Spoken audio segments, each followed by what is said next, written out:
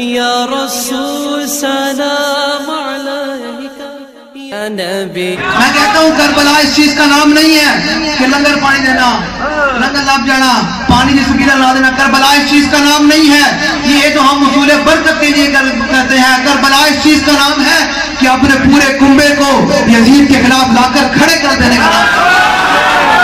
کربلا اس چیز کا نام نہیں ہے. اور کربلا اس چیز کا نام ہے کہ اس وقت کے یزید کو تو گالیاں دینا اور اس وقت کے یزیدوں کے ساتھ کھڑے ہو جانا. کبھی نون لیگ کے ساتھ، کبھی پی ڈی آئی کے ساتھ، کبھی پیپل پارٹی کے ساتھ. ہمارے پیر صاحب فلاں جماعت کے ساتھ ہیں اور فلاں جماعت کے ساتھ کھڑے ہیں. میں کہ اس چیز کا نام یزید نہیں ہے. یا اس یزید کو گالیاں دینا بند کرے ہو یا پھر ان یزیدوں کے خلاف سارے میدان میں کھڑے ہونا ہوگا. یہ کیا بات ہے؟ میں نے کہا حسینیت اس کو کہتے ہیں اور امام حسین کا پیروکار اس کو کہیں گے جو ہر لمحہ، ہر دن، ہر سیکنڈ چھوٹے سے لے کر بڑے یزید کے خلاف یہی نعرہ لگائے کہ جو چاہو ستم کر لو اور بھی گل کھیلو پر حق سے قسم لے لو کی ہو جو شکایت.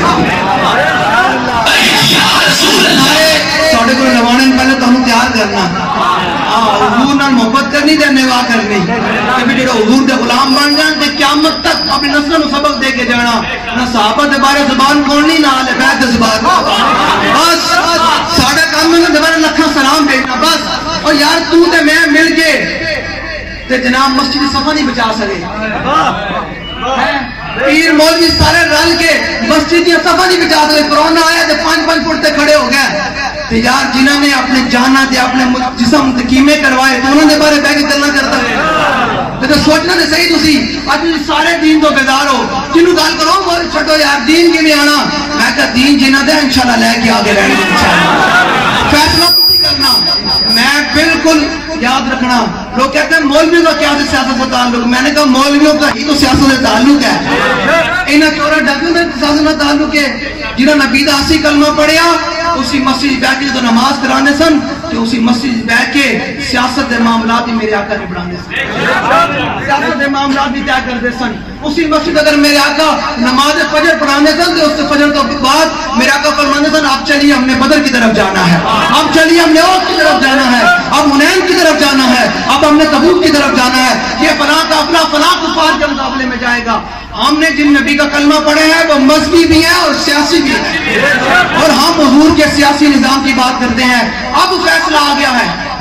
اب 2023 کے اندر آپ لوگوں نے فیصلہ کرنا ہے انشاءاللہ.